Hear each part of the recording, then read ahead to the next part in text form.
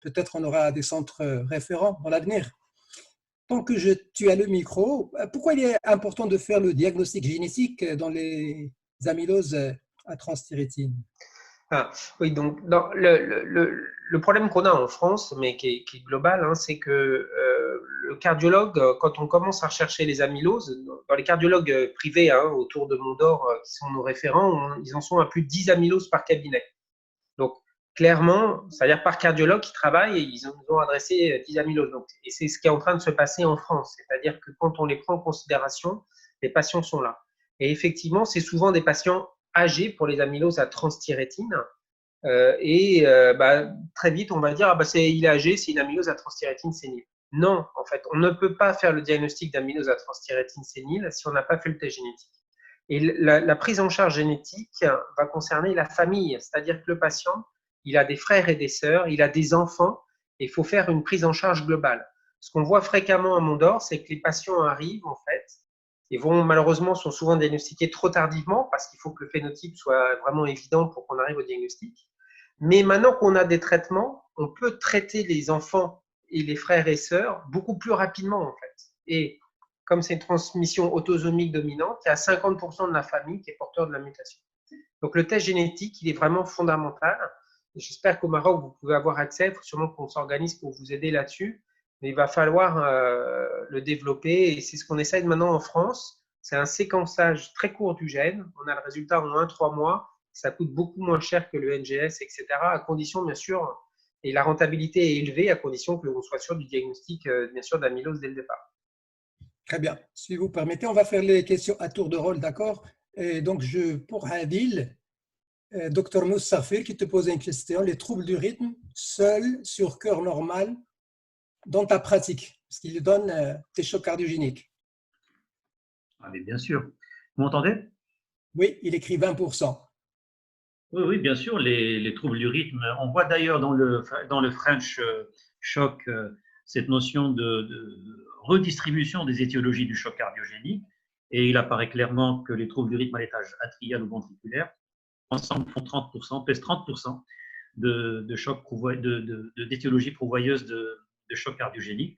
Et bien entendu, nous voyons ça tous les jours. Nous voyons les patients arriver avec 20 fréquences cardiaques en choc cardiogénique, il faut les baisser. Nous voyons des malades en FA, en FA avec hypotension artérielle, ils sont en choc cardiogénique, il faut faire une cardioversion, il faut les choquer. Voilà, donc c'est quelque chose, je pense qu'il faut sortir du dogme du choc cardiogénique égale cardiopathie ischémique. Il y a tout autre chose à côté.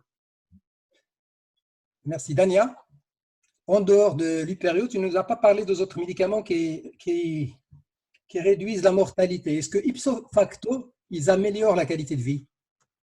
Alors, c'est vrai que je suis passée rapidement parce que je n'avais pas beaucoup de temps et on allait écouter probablement ça. Et comme je vous disais, les bêta-bloquants, par exemple, c'est vraiment une révolution dans le traitement de l'insuffisance cardiaque. Ça améliore de façon étonnante la survie, la morbidité, la mortalité, les hospitalisations. Donc, c'est un très, très bon médicament. Mais comme je te l'ai montré, à part le carvedilol qui montrait au début une légère amélioration de la qualité de vie, eh bien, les patients l'arrêtent finalement. Ils te le cachent même, ils te le disent au bout d'un moment que finalement, ils ne le prennent plus et ils le cachent parce qu'ils savent qu'on aime ce médicament. Donc ça, c'est un traitement, par exemple, typique où la qualité de vie est quasiment altérée. Les IEC, je vous ai montré quelques études aussi, ça améliore la qualité de vie parce que ça a été comparé au placebo. Quand ils étaient comparés au traitement actif, on voit que finalement, comme par exemple le pério, ça améliore pas du tout. Les patients qui étaient à forte dose de enalapril, et ben non seulement ils ne s'amélioraient pas, mais en plus certains d'eux se dégradaient. Les ARA2, aucun effet, ça on l'a vu. Alors ils baissent la tension artérielle, bien sûr, ils améliorent les symptômes de l'insuffisance cardiaque, on va dire. Pas par le patient, on le voit, le patient ne le perçoit pas du tout. C'est comme exactement les statines, on sait que ça les améliore, mais eux, ils ne sentent rien. Donc, l'idée d'avoir un traitement comme la CRT, par exemple, quand il y a une resynchronisation et que ce cœur qui est désynchronisé se remet, les patients, eux, le sentent. Ça, ils le sentent et ils vous disent, voilà, je me sens mieux, je marche mieux, je vis mieux. Et ils ont automatiquement leur qualité reliée à la maladie qui est améliorée. Et ça a été prouvé, quel que soit le test utilisé et quel que soit le questionnaire. Le pério, pourquoi en fait fait, il améliore. C'est parce qu'il y a ce stress qui se trouve dans l'oreillette gauche, ce BNP qui était très, très augmenté, ces pressions de remplissage, il y a une action immédiate. Et ça, on l'a vu à l'échographie, on voit que l'HTAP diminue, elle s'améliore, on voit que, je vous ai montré toutes ces courbes, toutes elles se ressemblent, quel que soit le malade, j'ai fait des screenshots, vous avez vu, j'ai pris des screenshots de tous ces malades, et c'est corrélé vraiment à la baisse de ce BNP qui se baladait dans le cas. Donc, il y a aussi l'effet sur la mortalité via d'autres phénomènes antifibrotiques, anti-apoptotiques, mais aussi il y a ce phénomène immédiat sur l'hémodynamique. Thibaut, à quel stade de l'amylose cardiaque le traitement n'est plus efficace? C'est une question du docteur Abdali. C'est une très bonne question. C'est évidemment, tout dépend du type d'amylose. Dans l'amylose AL, quand le stade est tardif, on peut arriver à 90% de mortalité en un mois. Le problème, c'est que des patients, il est difficile de juger de la réponse hématologique et de la réponse cardiologique. Et on a des patients qui sont super répondeurs. Et je vous avoue que dans notre équipe, on a enterré souvent quelques patients en disant non, là, c'est trop grave, on ne va pas mettre la chimio. Puis finalement, on cède parce que leur âge, il faut faire quelque chose. Et on a été surpris de voir que ces patients répondent. Donc, dans les amyloses AL, si on n'essaye pas un traitement, bah, évidemment, on n'y arrivera pas. Mais il faut savoir effectivement arrêter le traitement quand on voit qu'il n'y a plus aucun espoir et que les choses ne s'améliorent pas. Dans l'amylose à transthyrétine, c'est pareil, effectivement. Là, l'objectif n'est peut-être pas de sauver les patients, mais le tafamidis, ce qu'il va faire, c'est qu'il va stabiliser en fait la maladie et éviter en fait le processus d'infiltration de continuer.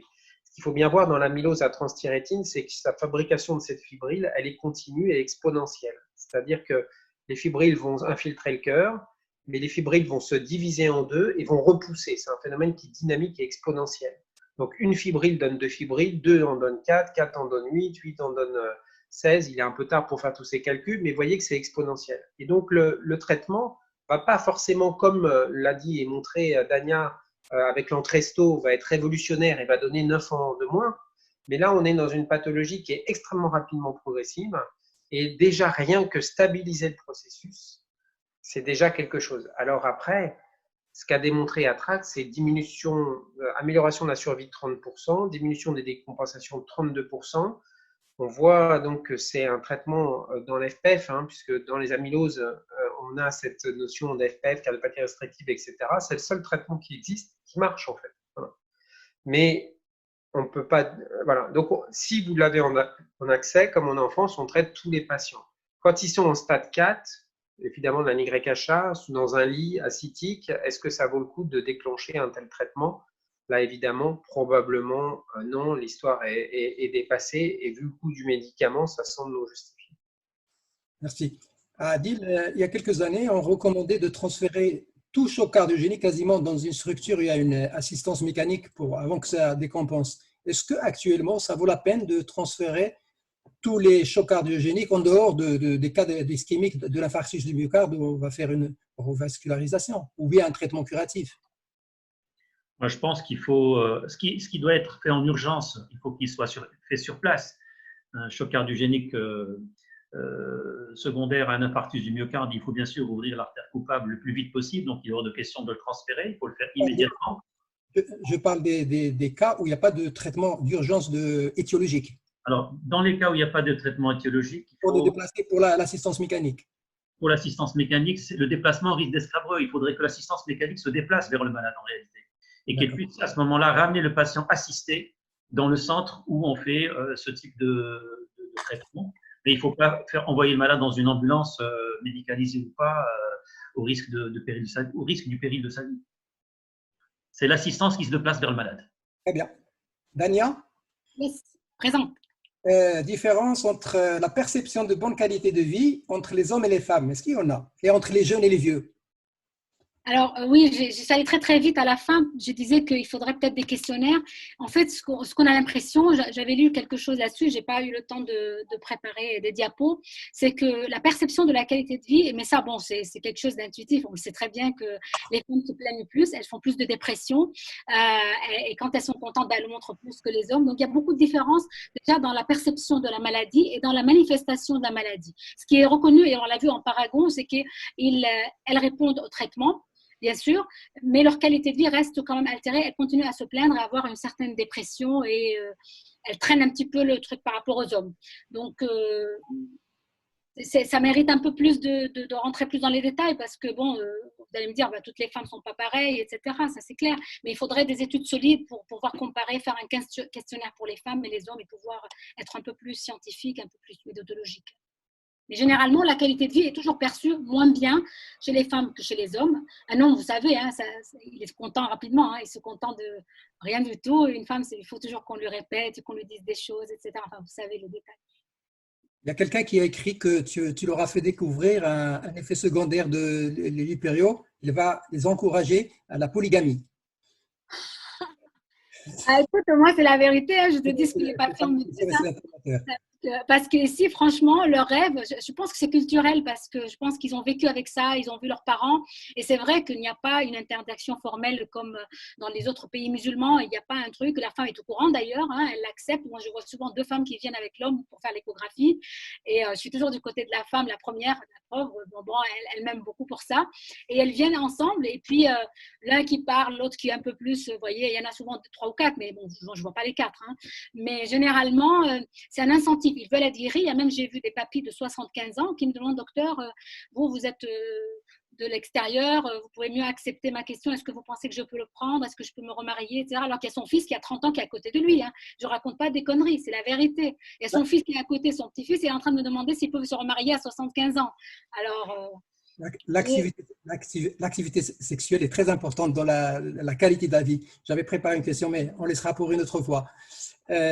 Thibaut, tu as une expérience extraordinaire avec le Tamifidus et le Tafamidis. Est-ce que tu peux nous dire un mot sur les résultats dans la vraie vie et puis les effets indésirables?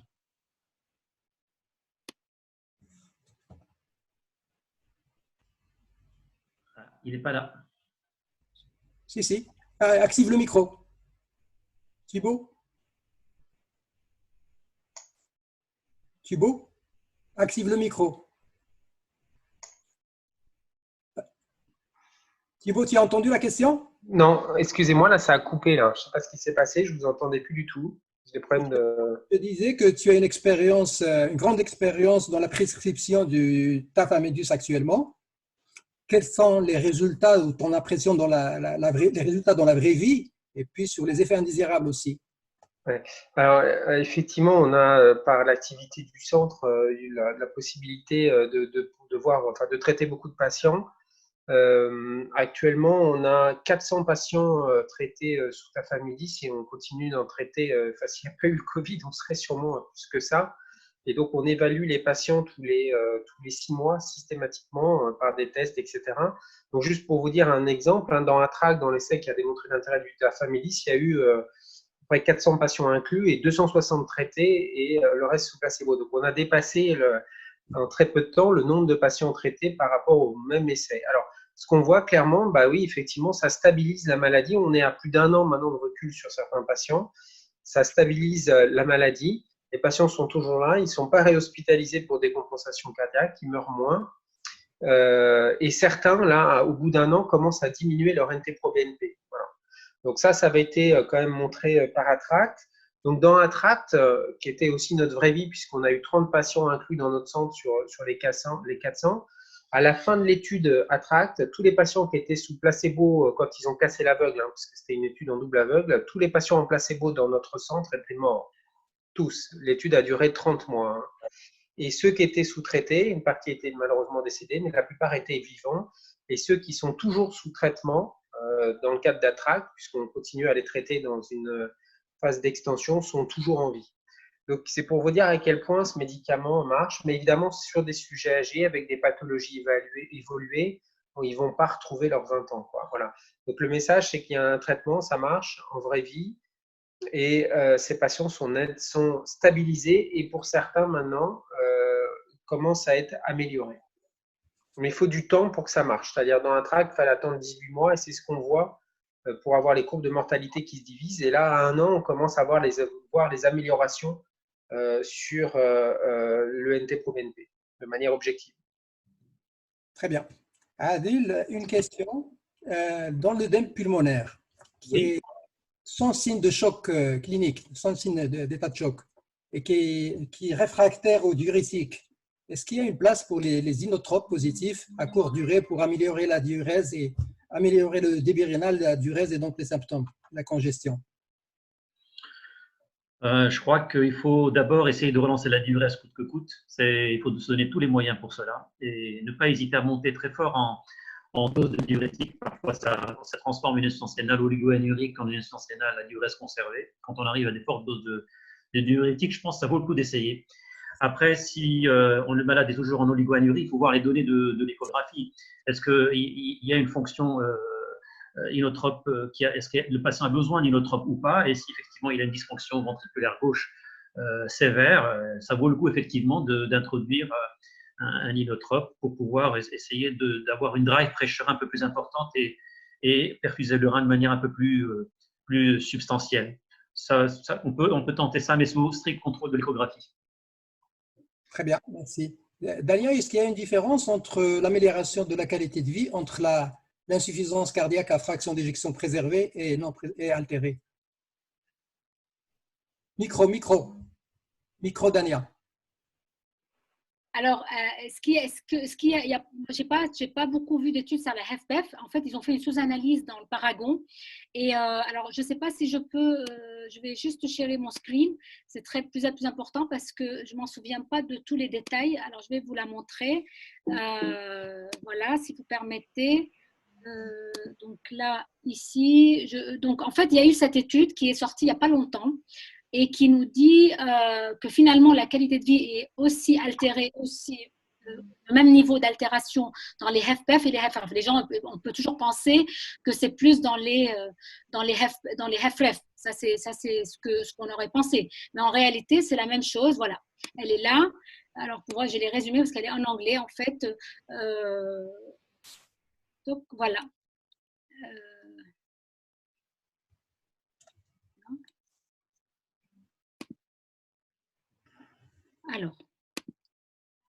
Alors, j'ai les patients, voilà, ça c'est le résumé de l'étude. On voit que finalement, la qualité de vie chez les HFpEF, ils ont une qualité de vie plus altérée, probablement parce qu'ils sont aussi plus vieux que les patients avec HFrEF.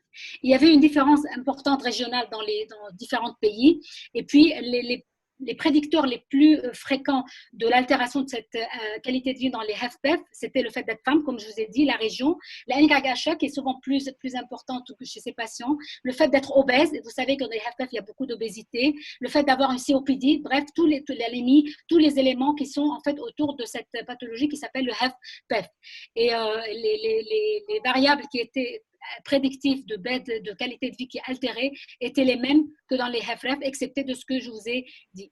Et tous les niveaux, en fait, de niveau social, niveau physique, etc., étaient aussi bien altérés.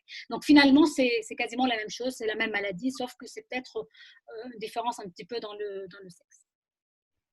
Une question du docteur Abdali pour Thibaut. Quel est le meilleur examen pour savoir si les oreillettes dilatées sans ou avec dépôt d'amyloïdes? Ah, ça, c'est une très bonne question. Alors, le meilleur examen pour voir si les oreillettes sont hypertrophiées, enfin sont infiltrées, c'est, je pense, l'IRM cardiaque, tout en sachant que la résolution de l'IRM cardiaque pour l'analyse des parois atriales est quand même complexe. Et pour la fonction ventriculaire, c'est probablement le strain atrial. Alors, c'est Dania qui est l'experte échographique, donc c'est plutôt à elle de répondre à cette question, tout en sachant quand même que ça prend du temps de mesurer ça. Il faut être passionné, je pense, par l'échographie. Dans notre expérience, ça marche dans les amyloses, mais c'est quand même complexe à mettre en routine classique dans une évaluation échocardiographique. Je ne sais pas ce que tu en penses, Dania. Toi, tu as des appareils fantastiques, hein, mais sur des appareils de base, c'est quand même plus compliqué, quoi. Alors, je suis d'accord avec toi, l'analyse du strain est difficile. On dit en anglais time consuming, ça prend du temps. Ceci dit, on avait fait une étude à l'époque en 2016 et on a vu que finalement, rajouter du strain en 3D, si vous avez, maintenant, je pense que toutes les machines ont 3D et même le nouveau Philips maintenant, pour les praticiens qui sont cliniciens en pratique privée, ils peuvent le faire. Nous, à l'époque, on l'a fait avec le Toshiba, mais ça se fait avec toutes les machines. Le strain de l'oreillette est très rapide avec le nouveau logiciel. Je pense qu'Eric vous en a parlé l'autre jour. Vous faites le VG, le VD et l'oreillette gauche en même temps. Vous avez une acquisition et vous avez tous les strains, vous avez quasiment plus à bouger. Alors, ce qu'on avait montré qu'effectivement, pour répondre à la question de dépôt d'amylose, oui, plus il y a de dépôt d'amylose qu'on voit par la fibrose qui est constatée par l'IRM, plus c'est corrélé à la dysfonction atriale par le strain. Ça a été démontré. On avait publié ce papier. D'ailleurs, Thibaut était co-auteur dans l'European Journal Cardiovascular Imaging en 2017. On a fait une corrélation entre les dépôts d'amyloïdes par IRM et la dysfonction atriale par strain. Donc, il y a sûrement une... Et ça a été indépendant de la taille de l'oreillette gauche parce que finalement, tous ces patients, ils avaient un stade myoclinique élevé, donc ils avaient des pressions de remplissage augmentées. La seule différence, c'était le degré de dépôt d'amylose dans les oreillettes. Et puis, vous voyez l'épaisseur du septum interatrial qui était plus important, plus de 4 mm. Question de Khalil Mounir pour Adil. Oui. Y a-t-il un moyen pour guider précisément le remplissage vasculaire qui reste un vrai challenge chez les patients en choc cardiogénique? L'échographie est un très bon moyen de mesurer les pressions de remplissage, droite et gauche. Et puis, il y a le test de remplissage. Je crois qu'il ne faut pas sous-estimer cette possibilité. Le lever de jambe, il me semble que c'est quelque chose de très intéressant et de facile à faire. Et quand on gagne 10 points sur la pression artérielle par un simple lever de jambe, ça veut dire qu'il y a de l'hypovolémie et qu'il faut traiter. Et hormis cela, bien sûr, quand on peut mettre une sonde de soins de glands, c'est qu'on peut avoir la pression capillaire pulmonaire et la pression artérielle pulmonaire, surtout dans les situations d'HTAP et de dysfonction droite. Je pense qu'il ne faut pas se priver de cet instrument. Très bien. Il y a encore des questions. Juste une question pour Saïd. À quelle heure on doit arrêter? Parce qu'il est presque minuit chez Dania et 23h chez… C'est extrêmement passionnant ce qu'on est en train de vivre. Écoute, on peut se donner… il est… Hein? On se donne 2 questions chacun. Allez. Il reste 7 minutes pour minuit, donc c'est bon. C'est bon, ça va. On est encore dans les temps. Alors, Dania, est-ce que les antidépresseurs, ça améliore la qualité de vie? Est-ce que ça améliore la morbidité de l'insuffisance cardiaque? Alors, il me semble que Claire, elle est psychiatre. Non, c'est pas Claire qui est psychiatre. Si, elle est psychiatre. Oui, elle est psychiatre. Il me semble qu'elle était psychiatre. Voilà, excuse-moi, Thibaut, pour ce lapsus. Ça ne dort pas. Et en fait, il y a eu pas mal de… Est-ce que tu peux répondre à la question, Claire? Est-ce que le traitement antidépresseur, je pose la question à une amie. Est-ce que le traitement antidépresseur augmente? Déjà, il y a des contre-indications dans le cadre des tricycliques qui allongent la conduction auriculo-ventriculaire. Donc, vous devez faire attention à ça. Et puis, on dirait que c'est plutôt la dépression qui augmente la morbidité cardiaque par le stress qu'elle crée. Voilà. Absolument. Voilà, plus que de dire que, au contraire, c'est l'inverse. C'est qu'un antidépresseur, en dehors des tricycliques, il faut faire attention. Sinon, alors, pour reprendre… Est-ce qu'un traitement antidépresseur pourrait améliorer la morbidité cardiaque? Est-ce que le fait de rajouter un antidépresseur à un traitement optimal de l'insuffisance cardiaque pourrait apporter un plus? Est-ce qu'il peut être à l'origine de moins d'hospitalisation, de moins de cas de décompensation, etc. Moi, je suis persuadée, parce que c'est un effet, ça va diminuer la fréquence cardiaque, ça va améliorer tout un tas de paramètres, ça c'est sûr. Je crois que ça n'a pas été… Mais, enfin, je parle du point de vue psychiatrique. On va avoir des problèmes de couple ce soir. Ça n'a pas été démontré. Alors, juste, je voudrais rajouter quelque chose à ce que Claire a dit. Elle a tout à fait raison. En fait, le fait de donner un traitement antidépresseur, si le diagnostic de dépression est fait, pas d'angoisse ou des choses liées à la maladie, quand on il y a des critères, je pense que Claire vous le dira un jour, il y a des critères précis de dépression. Et si on arrive à traiter cette dépression, c'est-à-dire la perte de l'élan vital, les idées suicidaires, et le patient, il va prendre son traitement à nouveau. Il ne veut pas vouloir se suicider et arrêter son traitement. Il va être compliant. Il va aller à ses rendez-vous. Parce que moi, j'en ai eu aussi une patiente qui fait ça. Elle est totalement dépressive, mais comme c'est interdit dans la religion de dire qu'on est dépressif, ben, ils ne le disent pas. Et ben, moi, j'ai découvert qu'elle était déprimée, elle ne prenait pas son traitement. Et quand on lui a donné ben, les Zoloft et l'équivalent, etc., et ben, cette patiente, elle est revenue, elle a envie de se faire traiter, elle a envie d'arrêter les hospitalisations et elle a repris un petit peu cette envie de lutter pour la vie. Donc, je pense que ça, c'est un paramètre. Si on arrive à reprendre cet élan vital, je pense que les patients insuffisants cardiaques, ils vont lutter plus pour la vie, comme tous les cancers. D'ailleurs, les patients cancéreux, le traitement de la dépression améliore le pronostic du cancer. Et ils vont reprendre une activité physique aussi, non? Absolument. Et l'activité physique est fortement corrélée à la qualité de vie, comme je vous l'ai dit dans Action Trial. Il a été démontré que le traitement de la dépression cardiaque chez le patient cardiaque améliore le pronostic cardiovasculaire. Ils sont déprimés parce que je te dis, il faut vraiment faire le diagnostic de dépression. S'ils sont déprimés ou alors une névrotique ou une… Non, il faut qu'il y ait des critères précis comme tous les diagnostics. C'est pas une médecine arbitraire. Il y a un diagnostic de dépression, il y a 1, 2, 3, 4, 5, je m'en souviens plus des critères, mais il y a des critères dont un, c'est la perte de l'élan. Les gens restent au lit, ils ne veulent plus rien faire, ils ne veulent plus se battre, ils baissent les bras et ça y est, Inch'Allah, Alhamdulillah, et ça y est. Eh ben, il faut arrêter ce cercle vicieux. Voilà. Et le seul moyen, c'est de prendre des SSRI pour pouvoir remonter un peu la pente. Au début, pas la première semaine, mais après, les SSRI montent la pente un peu des gens. Et bien sûr, il faut prendre les anxiolytiques en même temps pour qu'ils n'aillent pas se suicider. Ils remontent la pente et ils vont se jeter par la fenêtre. Donc, il faut prendre les deux. Moi, je ne suis pas psychiatre, mais je sais qu'il faut faire les deux au début pour pouvoir reprendre cette vie, reprendre l'alimentation, reprendre l'appétit, etc., etc. Donc, tout est lié. Moi, je suis convaincue de ça.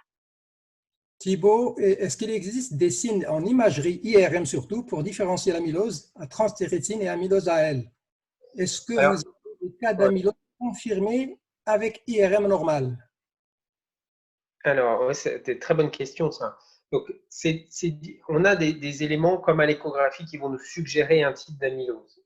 Il est impossible, de mon expérience, avec certitude, de pouvoir différencier avec une IRM un type de amylose. Avec beaucoup d'expérience, on en voit tellement, on dit ah là, ça ressemble plus à une transthyrétine parce que le myocarde va être plus hypertrophié, etc. Alors que dans l'amylose AL, il va être moins hypertrophié. Mais les valves vont être plus épaissies dans l'amylose à transthyrétine, il y aura plus d'épanchement péricardique dans l'amylose AL. Mais en fait, en pratique, l'IRM ne permet pas de faire un diagnostic étiologique. Le diagnostic étiologique en imagerie multimodalité, il revient plus à la scintigraphie à condition qu'on a éliminé la gammapathie. Voilà. Donc, là, ça… Oui. Vas-y, non, je t'en prie. Après, la deuxième partie de la question, c'était… Hassan, rappelle-moi. Comment? C'était l'IRM parce que j'étais en train de regarder les autres questions, excuse-moi. Oui, tu avais dit qu'il y avait deux parties à la question. Il y avait est-ce que l'IRM permet de faire la différence entre les deux? Et après? Et après, j'ai oublié. Et j'ai supprimé la question. Bon, ouais. J'étais en train de voir les autres questions qui viennent. C'est pas grave. Ça aide. Je peux rajouter quelque chose pour la différenciation. Je pense que Thibaut peut me corriger. En fait, il y a le travail de Fontana qui dit que le TIA mapping est beaucoup plus élevé dans les TTR que dans les AL. Est-ce que c'est un moyen pour toi que tu dis, bien sûr, c'est pas tous les jours qu'on a le TIA mapping. Non, le TIA mapping, honnêtement, Maria Fontana, donc, qui est au NAC, au National Amyloid Disease Center à Londres, et qui voit aussi beaucoup d'amylose, fait beaucoup d'études sur l'IRM. Et donc, vend bien sûr sa technique, qui est évidemment très intéressante, moins que l'écho dernière, bien sûr. Mais voilà, vous êtes sur des paramètres où il y a une répartition des points. Quand on regarde les nommages de points, ils sont quand même bien répartis, assez largement répartis. Il y a des chevauchements. Donc, quand on a le patient en face avec un TIA mapping augmenté ou autre, effectivement, dans moyenne, vous allez avoir… vous pouvez dire c'est ça ou ça comme amylose, mais en fait, en pratique, c'est impossible puisqu'il y a un mélange des nuages de points. La deuxième question, elle m'en vient, c'est est-ce qu'on peut avoir des amyloses avec des IRM normales, cardiaques? Et ben, la réponse est malheureusement oui. Pourquoi? Parce que l'infiltration, elle va toucher en fait toutes les tuniques cardiaques. Donc, on a décrit un cas, par exemple, d'une amylose péricardique pure, sans atteinte myocardique. C'est-à-dire que les dépôts d'amylose, peuvent se mettre sur les valves uniquement, sur le tissu électrique, sur le péricarde, un petit peu de tout, ou que les coronaires, par exemple, sans toucher le reste. Et donc, évidemment, l'IRM va être pathognomonique d'une amylose quand l'infiltrat prédomine au niveau de l'interstitium myocardique avec un épaississement du myocarde, avec l'augmentation du volume extracellulaire, etc. Et si donc cette amylose va toucher les autres tuniques cardiaques, le péricarde, les tissus conductifs, etc., c'est bien une amylose cardiaque, hein, mais pour autant, l'IRM est normal. Donc, vous voyez, la problématique, c'est quelle est la définition d'une amylose cardiaque. C'est ce sur quoi on est en train d'avancer dans le centre pour dire, eh ben, il nous faut une définition d'une amylose cardiaque. Une amylose cardiaque, ce n'est pas qu'une amylose uniquement interstitielle du myocarde, et les autres tuniques peuvent être touchées. Très bien. Une question de Saad Soulami pour Adil. Comment gérer la situation au Maroc des patients ayant une cardiomyopathie dilatée terminale arrivée au stade d'insuffisance cardiaque globale à prédominance droite avec acide, OMI, anurie qui résiste au tonique cardiaque classique d'Aubune, Oradré avec anurie et aggravation de la fonction rénale qui pousse à la dialyse? Y a-t-il une place à l'hémofiltration? Question de Saad Soulami. Oui, bien sûr, quand ils sont en anasarque, ça vaut le coup de les dépêter un petit peu, mais ça ne va pas régler le problème. Ça va prolonger le patient en milieu de réanimation, il sera en vie, mais ça ne va pas régler le problème de la dysfonction ventriculaire droite. Il faut trouver une solution pour la dysfonction ventriculaire droite. Si on a épuisé tous les moyens, ben, il ne reste plus que l'assistance circulatoire. Et à ce moment-là, bien sûr, si on a une ECMO à mettre en place, le mieux, ça serait une impella droite, veine cave inférieure, artère pulmonaire, mais si on ne peut pas avoir l'impella droite, à ce moment-là, une ECMO pour perfuser les organes, retrouver une situation de stabilité et ensuite réfléchir qu'est-ce qu'on peut faire pour ce ventricule droit. Est-ce qu'on peut l'inscrire dans un registre de transplantation cardiaque? Est-ce qu'on peut l'inscrire dans un registre de greffe cœur-poumon, puisqu'il y a une hypertension artérielle pulmonaire manifeste? Donc, on est un peu bloqué. Voilà. C'est une situation un peu difficile. Très bien. Dania, place de l'entraînement physique pour les gens qui ne peuvent pas se faire suivre dans un centre spécialisé. Et faut-il adapter l'activité physique en fonction de la FEVG? Alors, c'est sûr que la réadaptation cardiaque, c'est une classe 1 recommandation dans tous les pays. Ça a été prouvé, classe 1, c'est-à-dire qu'il faut le faire et ça améliore la survie des gens. Donc, réadapter les gens qui sont en insuffisance cardiaque, ça améliore leur VO2 max, ça améliore leur capacité fonctionnelle et donc, il faut le faire. Ça, c'est clair. Maintenant, il n'y a pas de corrélation. De ce que je sais, il n'y a pas de corrélation directe entre cette VO2 max et l'amélioration après entraînement et la fraction d'éjection. Donc, adapter, non, puisqu'on voit des gens qui ont une fraction d'éjection à 20%, qui ont un stroke volume, un volume d'éjection qui est préservé, et avec des VG très dilatés d'ailleurs, et on voit qu'ils arrivent quand même à avoir un stroke volume avec une ITV autour de 10, 11, 12, avec un stroke volume à 60. Par contre, on peut à l'inverse voir des gens avec une fraction d'éjection à 40, mais avec une ITV plus basse. Donc, il n'y a pas vraiment une corrélation directe ou significative entre ce que le cœur peut faire, le VO2 max que le patient peut faire. On est souvent très, très surpris. D'ailleurs, je regarde souvent les patients quand ils ont 20%, mais qu'est-ce qui se passe? Et ça a été toujours un mystère. On ne sait pas pourquoi. Est-ce que c'est la fraction d'éjection qui est mal mesurée? Est-ce qu'on surestime, on sous-estime? Souvent, on surestime, on dit que c'est 10%, mais en fait, c'est 20. Quand c'est 20, c'est 30.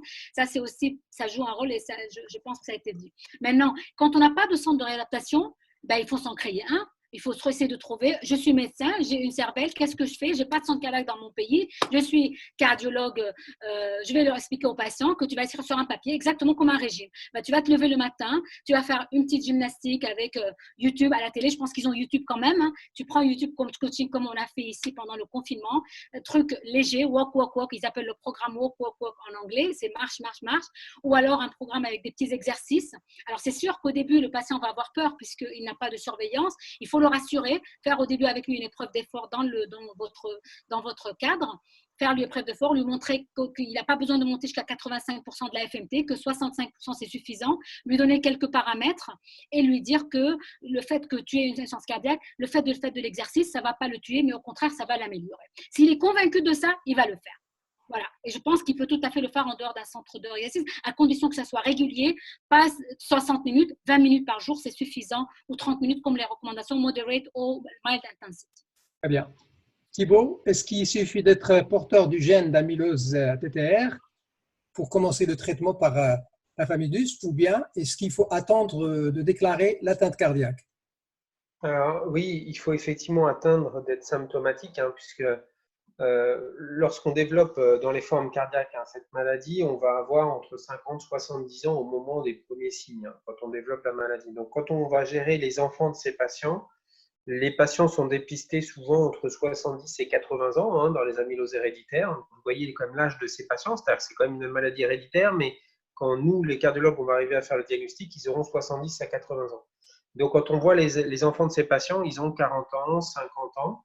Et donc, on va faire le conseil génétique, on va trouver la mutation et on va lancer à ce moment-là un bilan. Donc, si les patients sont asymptomatiques et qu'il n'y a aucun signe en faveur du développement cardiaque de la maladie, c'est là où la scintigraphie nous aide bien parce que c'est tellement sensible qu'on peut dépister le moindre dépôt d'amylose. Ben, on ne va pas débuter de traitement, on va attendre et on va les suivre en permanence. Pourquoi? Parce que c'est un traitement qui est coûteux, qu'on ne sait pas s'ils développeront la maladie, notamment dans la mutation valine 122 isoleucine, la pénétrance n'est pas complète. C'est-à-dire que les enfants peuvent avoir la mutation sans développer la maladie. Donc, il est difficile de leur donner un traitement. Mais ce qu'il faut évidemment, ce n'est pas les perdre de vue et les suivre.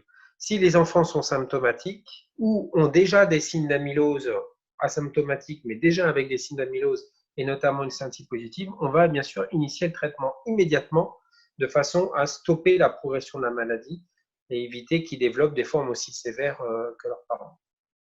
Très bien. Saïd, j'ai fait les 2 questions, je crois. Il y a beaucoup de questions, hein, beaucoup de questions. Je n'arrive pas à tout lire. Je n'arrive pas à voir tous les noms de tous ceux qui posent des questions. Il y a quelqu'un qui m'a écrit « Pourquoi tu ne poses pas ma question à moi aussi ?» Je ne sais pas qui c'est, je ne connais pas sa question. Donc, voilà. Il faut dire qu'on a beaucoup de questions. Malheureusement, on est pris par le temps. On est déjà à pratiquement à 2h30 de temps d'écoute. Donc, je pense qu'on peut arrêter. Hein. C'est vraiment passionnant, c'est magnifique, mais on est obligé de… Je vais te laisser conclure. Bon, j'aurai plus de questions, mais quand même, je vais transmettre un coucou d'un médecin du Niger qui nous écrit « Coucou, du côté du Niger, nous sommes connectés. Dr Amadou Daouda, chirurgien cardiovasculaire. » Alors, bonsoir, monsieur Daouda. Voilà, ça, tu conclus. C'est magnifique comme toujours. Encore une fois, donc que dire après une session pareille? Juste dire un grand merci à nos orateurs qui étaient fabuleux, hein, fabuleux. Donc une belle session. Merci beaucoup Thibaut, hein, donc vraiment le roi de la cardiomyopathie restrictive. Comme a dit Hassan, on a l'impression que tout est simple, que tout est facile, bon, mais c'est juste avec toi, hein, sincèrement. Donc, encore une fois, merci beaucoup. Merci à Claire aussi qui a pu participer au débat. Merci beaucoup Adil. Vraiment, personnellement, j'étais bluffé et je t'ai dit, par ta présentation qui était extrêmement pratique. Tu as répondu aux questions auxquelles on est confronté tous les jours en réanimation, en soins intensifs. Je te remercie beaucoup. Bravo. Hein. Et Dania, tu es magnifique. Tu es vraiment, comme d'habitude, comme à l'accoutumée, super. Alors aujourd'hui, encore plus, tu étais ravissante. Alors, est-ce que c'est dû à l'Uperio? Est-ce que c'est dû au sport? Est-ce que Nejmuddin, il est pour quelque chose dans ce qui arrive? En tout cas, on va fouiller encore plus. On va chercher. T'en fais pas. Je te remercie beaucoup. Je voudrais juste rajouter un mot. Merci beaucoup à Younes qui a réussi à joindre 7000 km entre Paris, Riyad et Maroc. Ça encore, je le répète tout le temps, c'est impressionnant. On n'aurait jamais pu faire ça avant. Merci Younes à toi, à Zoom. Et puis surtout, je ne voudrais pas que les gens s'ennuient parce qu'ils m'ont vu mardi. Je pense, j'ai toujours peur qu'ils en aient marre de m'écouter. Non, t'inquiète. Saïd, si tu veux, je demanderai à Younes d'activer sa vidéo pour dire un coucou. Les gens qui s'entendent Younes, ils connaissent sa tête. Absolument. Younes. Ben, écoute, Younes, je vous remercie pour tout. Et puis, c'est toujours un plaisir de travailler avec l'AMCAR. Je suis un peu loin, je suis trop loin de votre domaine de compétences, mais j'essaie de vous suivre. Je suis attentivement à tout ce que vous dites. C'est pour un souci technique comme ça, qu'il n'y ait pas de coupure, qu'il n'y ait pas d'arrêt. Vous avez des topos géniaux, c'est excellent, c'est bien dit, c'est très amusant, surtout quand Dr Dania il commence à présenter ça. J'ai fait le test avec le nombre de mètres à parcourir. Moi, je peux parcourir jusqu'à 800 mètres dans 6 minutes, ça pour vous le dire. J'ai 32 ans. Ah, bah voilà. Ça veut dire qu'il a bien suivi. Hein. Voilà, Ok. j'ai bien suivi. J'ai bien suivi. J'ai compris 1 ou bien 2%, mais le reste, j'ai rien compris. En tout cas, tu participes grandement à la réussite de ces webinaires et on te remercie beaucoup, Younes, hein, pour ça. Je voulais remercier tout particulièrement Hassan Mir qui a dirigé un petit peu cette session avec brio. Encore une fois, un grand merci, Hassan. Hein. Merci. Voilà, je remercie aussi les laboratoires Novartis qui nous ont accompagnés. Encore une fois, un grand merci pour tout le monde. À la prochaine. Donc, il nous reste encore trois webinaires de l'AMCAR avant les vacances. Ça sera des webinaires qui sont extrêmement intéressants. Le prochain, ça va être sur les valvulopathies avec notre ami Gilbert Habib, avec Fedouach Sabah, modéré par Saad Soulami. La semaine d'après, ça sera un webinaire original, cette fois-ci, mais vraiment original. Et je vous invite à y assister. On va vous envoyer, Thibaut et Dania aussi, et Adi, on va vous envoyer les liens, parce que ça va concerner l'intelligence artificielle. Et ça va s'intéresser aussi à tout ce qui est big data, etc. Et l'impact sur l'exercice médical. Hein. C'est des choses qui sont d'actualité. Et donc, on aimerait bien avoir notre position, un petit peu dans ce système géant qui est en train de bouffer un petit peu, de nous bouffer. Et puis, voilà, comment se comporter. Et puis, le dernier, ça va être sur les cardiopathies congénitales. On ne peut pas terminer l'année sans parler un petit peu des cardiopathies. Ça va être des cas cliniques avec notre ami, le professeur Damien Bonnet. Et d'ici là, bien sûr, il y aura les mardis de la SMC. Il y aura d'autres webinaires. Encore une fois, vive la cardiologie marocaine et vive les cardiologues et vive nos amis étrangers qui nous aident énormément. Encore une fois, merci et à bientôt. Au revoir. Merci.